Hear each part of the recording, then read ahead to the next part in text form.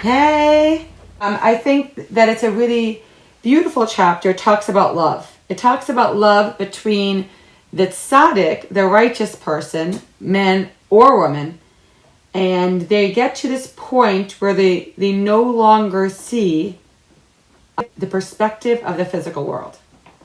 So it's like they're out of the box, and they see out of the box. They live out of the box.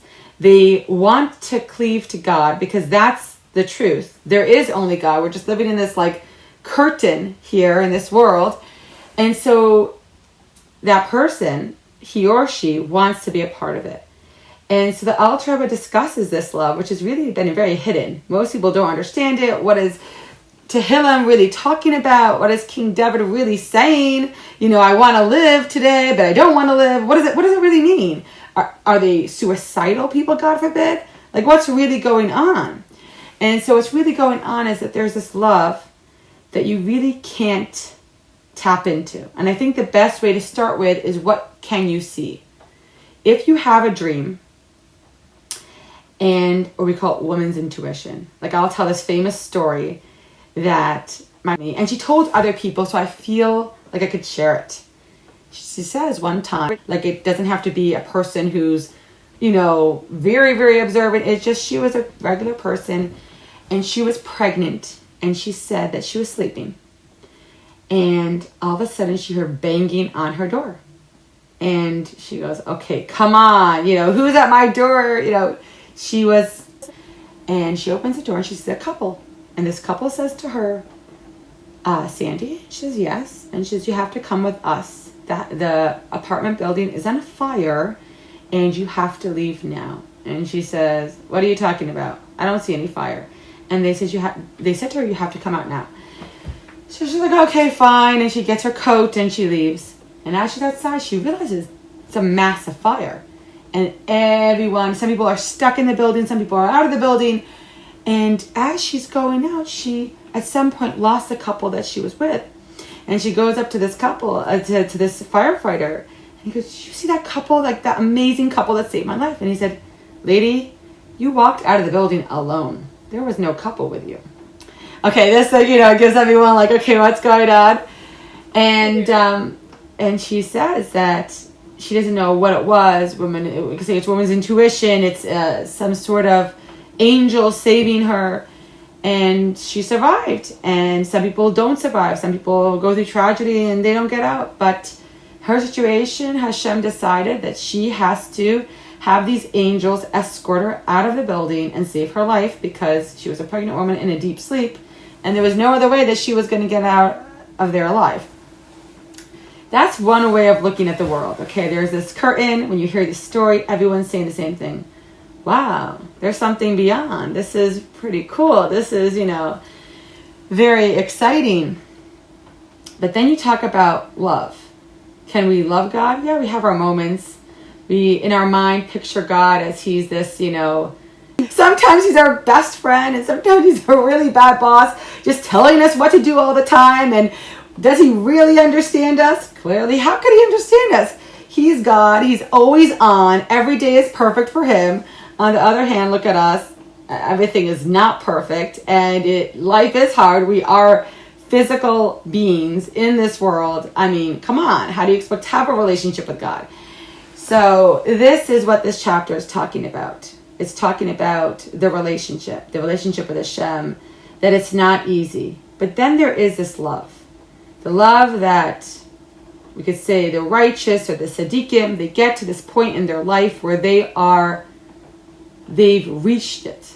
It's like I was speaking yesterday to the Rebbitzins. We're all in this circle, and we were mentioning this great rabbi named Rabbi Mendel Futerfas. And he's a guy where he was 20 years in Soviet prison. Now, if we think we had a bad day, Soviet prison, back then, it's called the Gulag. Now, I think that was a Yiddish term. I'm not sure if it was a Russian term. I don't know what term it was. But you heard that term, oh, you're there? No one makes it out past a year. I mean, it's pretty bad. And they played all types of mind games with these people. And it was so miserable. People just wanted not to live in that, and to not live at all. And somehow he makes it out. And he would wear this little Russian hat, I forgot what it's called. and you could barely even notice him in a crowd. He would be doing somersaults or cartwheels, and he acted all silly and goofy like. You would never realize this guy is a great, holy person who's always, into helping people. I mean, you would never notice. And the reason I met, what's it called? Sabota. And he was a 20 years in Soviet prison, and he documents his life there. Well, like nobody expects to live past a day. And so I'm mentioning this point that there are people that we can really look up to that have lived through, to the end where you think you couldn't even pick yourself up. I mean, the guy in Sabota talks about this lady didn't give him Passover food because she didn't want to give matzah because he's going to make a mess or something ridiculous like that. And he ends up starving for 8 days. They throw him in a morgue. And he gets up surrounded by these bodies that wake him up. It's a crazy story. You think it can't be true. That's just, one of those, what is that? What is Stephen King? I don't know. These great writers can only try to imagine. But some of these stories happen. And so in the Tanya, this Tanya chapter, it speaks about people that no matter what is thrown at them, not us regular people, but people like we just mentioned, Mendel Futerfas or the guy in Saboto, where it's impossible how they can, nothing breaks them. The guy in Saboto was dancing, that he's going to the dungeon, which they described the dungeon. It was worse than what do they call it? The hole or the place they stick them in. For 24 hours, and he was there every Shabbos. That is his special day. So it is a very different perspective when it no longer is about what you are seeing for yourself physically. Of course, you can have things physically for yourself, but we're talking about a perspective where you have to push yourself beyond. To get to that love of Hashem, where nothing else really matters. We're not saying, okay, yes, you live a life and you have to take care of your family and your children and your whole everyday today things. You have to live in the mundane. That's the whole idea of, living with a Jewish home. Yes, it matters. The little details matter to God. Even, sometimes I say, Hashem, it's really sweet that you gave me this little gift or this little gift. I didn't need it, but it's nice, when you notice that there's an extra cup of coffee when I went to the convention. Oh my gosh, it was just for me. It's no longer warm, but it's still for me. These little things that you get, you're oh, that was a treat. So it's these little things that do matter. And sometimes when a person goes through such tragedy, there's something that you're kind of in tune with. You see their love. It's on their sleeve. It's more exposed. It's no longer hidden. Sometimes it's hidden and you really can't see, and you wonder how they care about you, And this time, this guy comes and also looks at it and it's he's struggling to be up with God, and at the same time he's hoping to be down here, and it's this flow back and forth because he really just wants to be with God. And so I feel like when a person gets to that point where it's no longer about our everyday comforts. Yeah, we want comforts, and we're not going to have this every day where we're going to just be so open and raw with each other and caring about each other. Sometimes, unfortunately, a person goes through different things where we're kind of on a regular basis, we're more closed off, and sadly that is how life works. But when we're able to open that, open this circle, open that light, those feelings, that feeling of just being vulnerable with each other. That's not something you feel on a regular basis. And the Ultra Bow is all about that. It's all about it doesn't matter how open or I am with you. This book was written because he said I can't be your teacher every minute to everyone who wanted to have a personal meeting with him, because there was different rotations and it was very difficult, the journey. Not everyone was able to get there and go back with, how much mud they had to walk in. It was not an easy time. And so he talks about right in this book that this should be a personal one-on-one with you. And my kids know that, when they have their one-on-one with their rabbi, it's a really big deal. And it's important. So this is what this chapter talks about. Then we focus on we're always going to bring out the Jewish woman. And we say that it's really the woman that understands how to balance everything. So as much as we just feel sometimes we're the shmata, we're the pushover, what are we, the slave? We have to just be these loyal no matter what. Yes, whatever you say. And it just seems like, I mean, come on already. God has it wrong completely. How could the man be in charge? But in Judaism, it's always about Hashem created Adam and Chava together. They were one unit. And Adam wanted it to be that they were apart, like the animals were, because a person's in a higher level, and that they find each other. You find your besheret.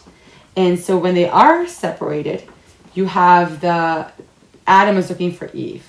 But when God created Chava, all of a sudden, she's called the Ezer Kenegdo. One could translate it the helpmate, as if she's like, I don't know, a lower person. Or you can say, what is the Ezer Kenegdo? She's my other half, she's my teacher, she's my guide. And that's really more of the how we view it when it comes to the Torah. We see Abraham, it was told to Sarah, listen to Sarah's voice.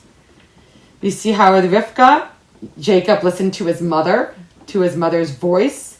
We see with Rachel and Leah how much incredible wisdom they had with prophecy. We see how with Miriam the prophetess, how her father listened to her voice because she saw through prophecy that they were going to have the Redeemer. So all along we always see that it really is perspective. That when it comes to these righteous men and women of the generation, they strive to be close to God and they don't really care. It's like a flame going upwards when it knows if God forbid its fate is going to be that if it just detaches from the wick, it's nothing. It needs the wick. The same exact way is when a person gets to that point, when they just want godliness, they have to be reminded it's not just what you want. So this says the tzaddik sees truth and just wants to be out of, the physical world and the everyday life and the everyday, numbers of what they have to do. It just seems meaningless, pointless. It's ridiculous. You're beyond that when it comes to these great tzaddikim, these great righteous people. But they have to be told, no, you have to stay in. And just like the Mishnah says, you have to, and against one's will he dies. This is what the Mishnah said. So if against your will you live, then you want to die. And if against your will you die, then you want to live. So this is the question that we have for the Mishnah. It sounds very poetic and out there. And what are you talking about? But then when the Alter Rebbe just takes that little quote, we understand much more. So against your will, you were created. And against your will, you die. So really a person that wants to be with Hashem, wants to live the godly life and only live the godly life. So it's against his will. He's created. He doesn't want to live in this mundane world. But then against his will, he's taken away again because he realizes, wait a minute, if what you make Hashem is what you love, then I love what you love because I love what my beloved loves.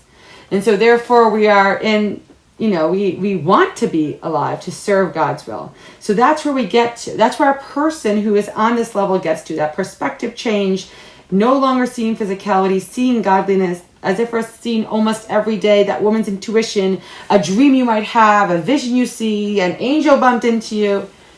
So it's definitely a different type of life. So where does the woman come in? The woman comes in because she is able to do both. She's able to be higher than spiritually than the man, as we know. She's his guide. She's his helper. Not just her, she's the foundation of the house. They always say, if mommy's not here, we can't do anything. That's just how it goes. Somehow everything falls apart. Mommy can give you a hug and Tati can give you a hug. Somehow, miraculously, mommy just knows how to do the hug right. It's just, there's something about it.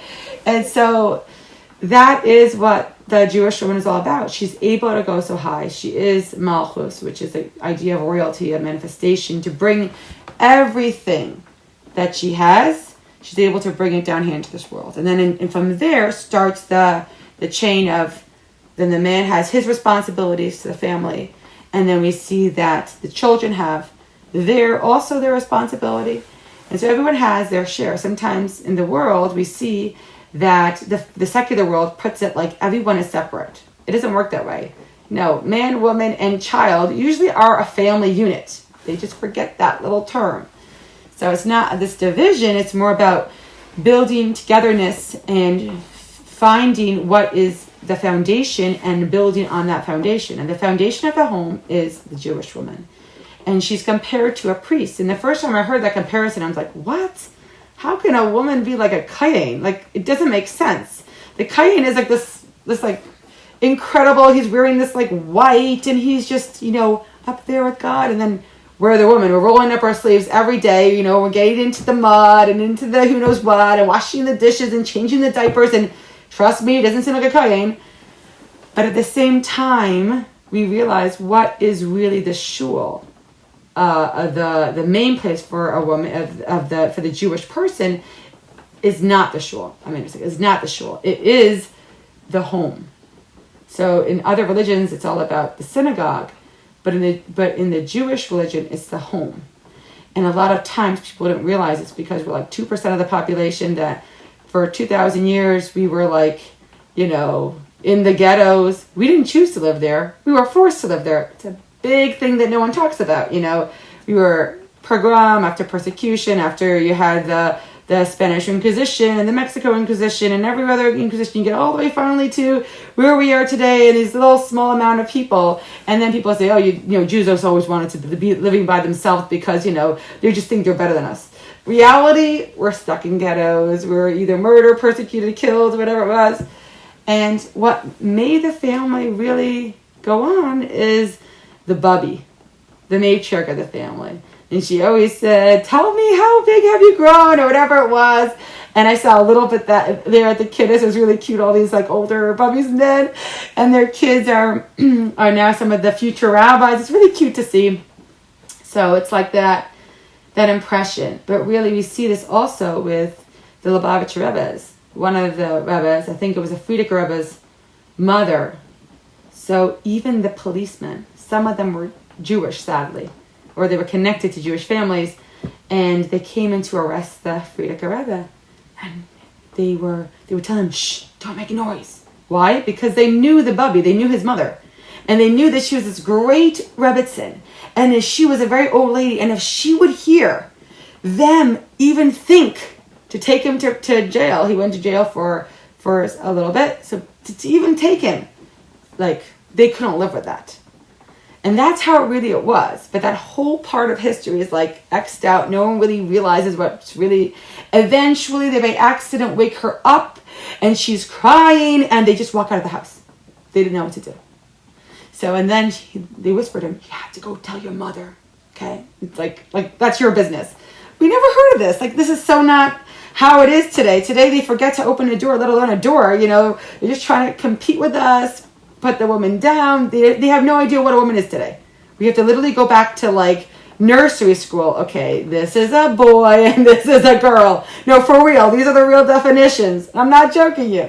So this is the reality of what today is happening. But back then, even in Soviet Russia, they understood that the mother of the house, the older bubby, she is this special person, and we're not gonna, there's a way how to say, we're not gonna wake her up, we're not gonna bother her. And a lot of that is left out, that it's the woman, what she does in her home, how she conducts herself.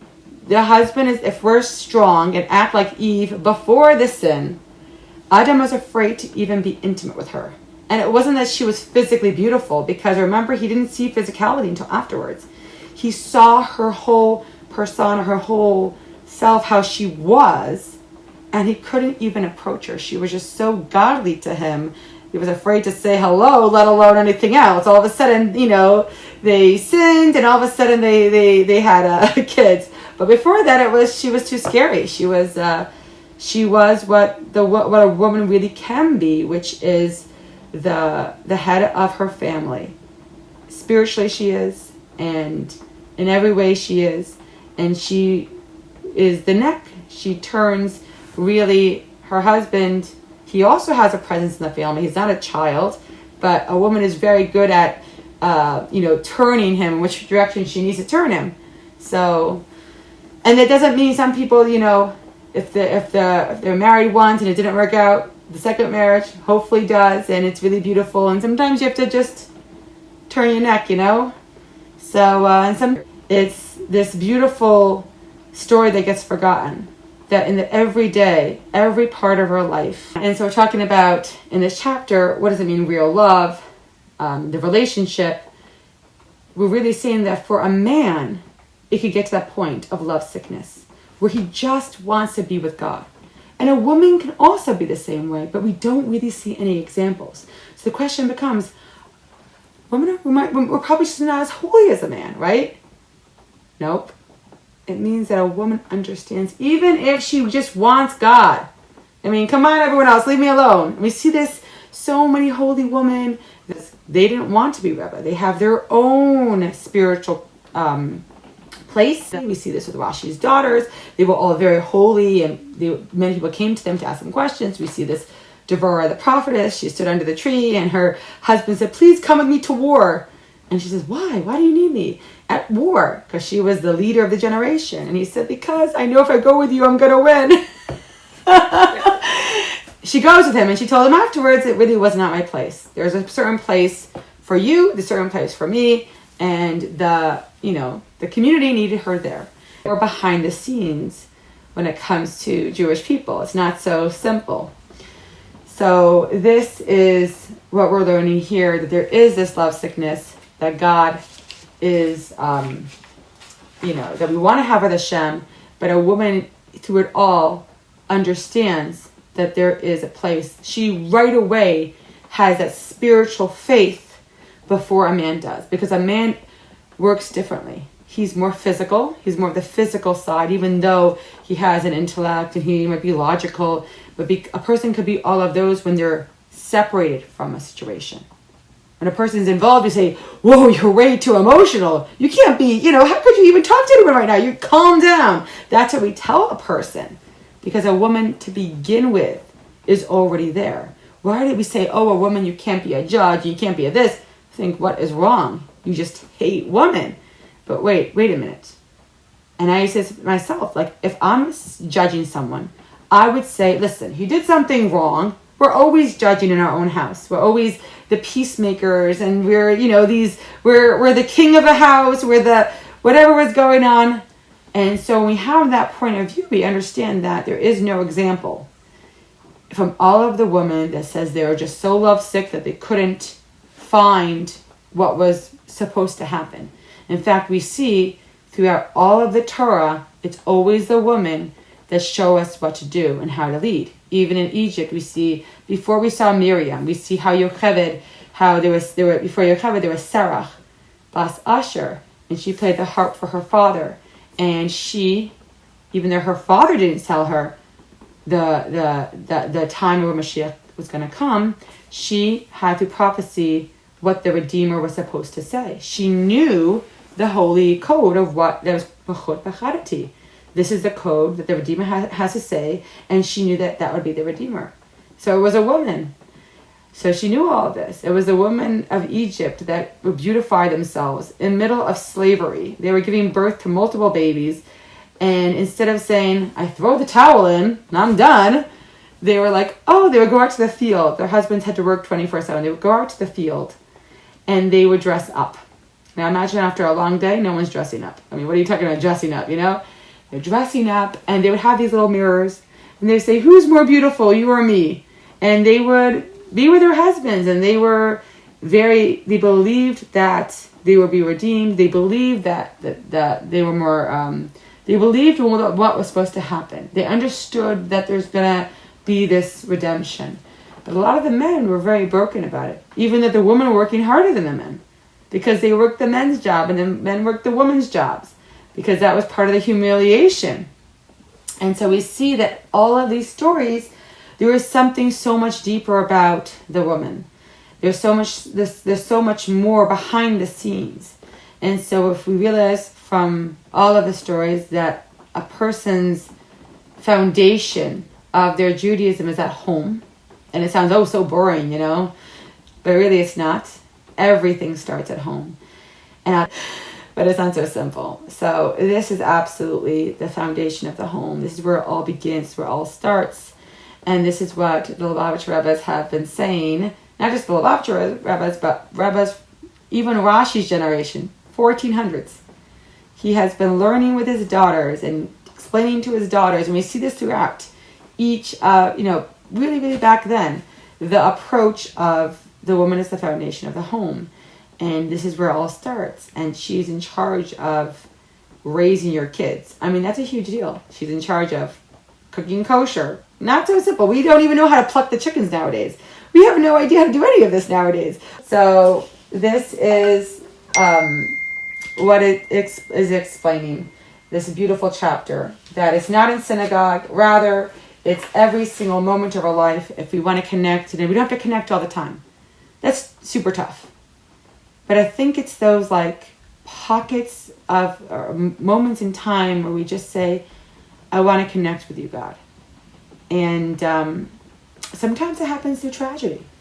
In their own, it's either all spiritual or all physical. They just don't know how to go find a medium. And a woman, she can be all spiritual and she can be all physical. And she knows the medium. She can be both. Because that's how it is. If you see the spiritual worlds, there's Malchus and Malchus. There you go, Malchus and Malchus. She is the top of the first world and the bottom of the next world. And it keeps going to the four spiritual worlds. And this is the power of the woman.